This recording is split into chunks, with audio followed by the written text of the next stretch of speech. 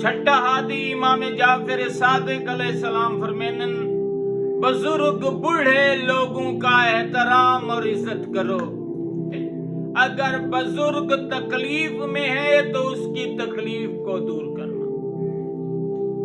دوسرے مقامات پر امام جعفر صادق علیہ السلام نے فرمایا وہ ہم میں سے نہیں ہے جو بوڑھوں کی عزت نہیں کرتا، چھوٹوں پہ شفقت نہیں کرتا۔ تیسرے مقامات پر حضرت محمد صلی اللہ علیہ وآلہ وسلم نے فرمایا جو بزرگوں کی تعظیم کرتا ہے گویا وہ خدا کی تعظیم،